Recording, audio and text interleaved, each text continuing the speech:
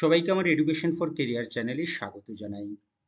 প্রতি বছর যারা বিশেষ করে এই বছর বর্তমানে বিদ্যালয়ে অষ্টম শ্রেণীতে পাঠরত ছাত্রছাত্রী, তারা প্রতি বছরের ন্যায় এই বছরও একটি গুরুত্বপূর্ণ স্কলারশিপ পরীক্ষা, যেটার নাম ন্যাশনাল মিনস মেরিট স্কলারশিপ, সংক্ষেপে NMMS 2024, তার বিজ্ঞপ্তি প্রকাশিত হয়েছে এবং কিছুদিনের মধ্যেই অ্যাপ্লিকেশন শুরু হবে। বৃত্তির পরিমাণ, যারা এই পরীক্ষা দিয়ে পাশ করবে তারা নবম শ্রেণী থেকে প্রতি মাসে 1000 টাকা করে বৃত্তি পাবে, অর্থাৎ বাৎসরিক 12,000 টাকা করে পাওয়ার একটি সুবর্ণ সুযোগ রয়েছে। এবং এই পরীক্ষা প্রতি বছর অনেকেই দেয় এবং অনেকেই এই পরীক্ষায় সাফল্য লাভ করে।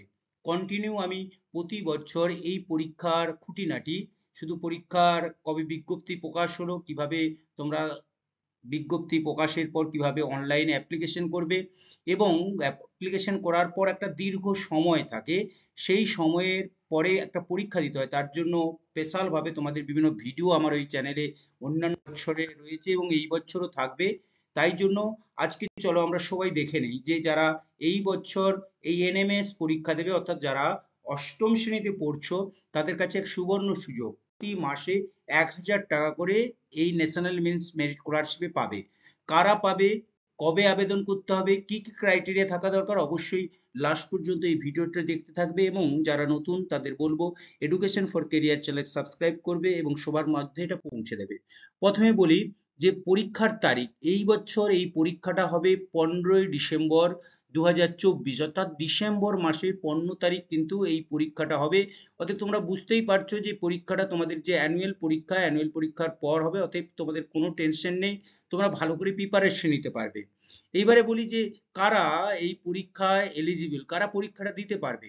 ক্লাস 7-এ তোমরা যারা 55 নাম্বার পেয়ে পাস করেছো এবং SC এবং STদের জন্য 5% রিল্যাক্সেশন আছে, অর্থাৎ 50% নাম্বার যারা পেয়েছো, তারা যারা SC বা ST যদি সার্টিফিকেট থাকে, তারা কিন্তু এই পরীক্ষায় অ্যাপ্লাই করতে পারবে। সেকেন্ড কি, অভিভাবকদের ইনকাম বাৎসরিক 3,50,000 টাকার কম হতে হবে, এটাই ইনকাম সার্টিফিকেটের ক্রাইটেরিয়া রয়েছে।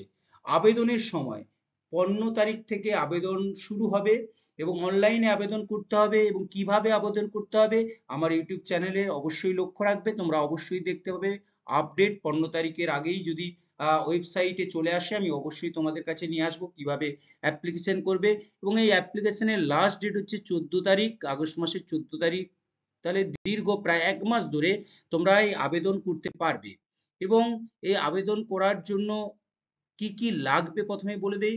প্রথমে তোমরা যেগুলো জোগাড় করে রাখবে, তোমাদের কাছে আধার কার্ড এবং ব্যাংকের বই, আইডি মানে স্টুডেন্ট আইডি, প্রত্যেকটি বিদ্যালয়ে প্রতিটি স্টুডেন্টদের আইডি আছে, সে ID, mobile number, authenticate mobile number রাখতে হবে এবং অথেন্টিকেট ইমেল আইডি রাখতে হবে। যাদের ইমেল আইডি নেই তারা ইমেল আইডি অবশ্যই করে নাও কদিনের মধ্যে।